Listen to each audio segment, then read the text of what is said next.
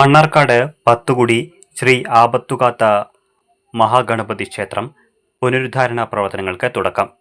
പുനരുദ്ധാരണ പ്രവർത്തനങ്ങളുടെ ഉദ്ഘാടനം Malabar Devaswom board member A Ramaswamy നിർവഹിച്ചു. ഇങ്ങനെയൊക്കെ ഗുരുവായൂരിൽ 220 വിവാഹങ്ങളാണ്. ഇന്നും നല്ല മുഹൂർത്ത ദിവസമാണ്. ഈ മുഹൂർത്ത നാളിൽ തന്നെ മണ്ണാർക്കാട് നഗരത്തെ സംബന്ധിച്ചിടത്തോളം വളരെ അതിപുരാതനമായ ഒരു ക്ഷേത്രമാണ് ഈ ആപത്തുകാത്ത മഹാഗണപതി ക്ഷേത്രം. ഈ ക്ഷേത്രത്തെ സംബന്ധിച്ചിടത്തോളം ഈ വളരെ കാലമായി നീണ്ടു നിന്ന പുനരുദ്ധാരണ പ്രവർത്തനങ്ങൾക്ക് ഇന്ന് അതിൻ്റെ തുടക്കം കുറിക്കാൻ കഴിഞ്ഞിരിക്കുന്നു. ഇവിടെ നമ്മുടെ ഈ ചടങ്ങിൻ്റെ ഇവിടെ ശിലാസ്ഥാപനം നടത്തുന്നതിന് നേരത്തെ ഏറ്റുന്നത് ബഹുമാന്യനായ മലബാർ ദേവസ്വം ബോർഡ് പ്രസിഡന്റ് ശ്രീ വാസുമാഷാണ്. അവിചാരിതമായ കാരണങ്ങൾ കൊണ്ടാണ് അദ്ദേഹം ഈ ചടങ്ങിനെത്താതെ പോയത്.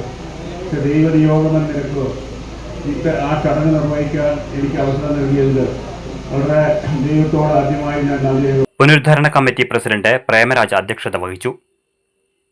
Malabar Devaswom board commissioner Biju മുഖ്യാതിഥിയായിരുന്നു.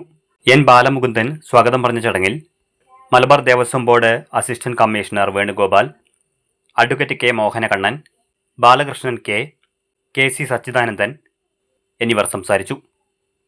Malabar Devaswom board executive officer Akhil Vishnu നന്ദി പറഞ്ഞു.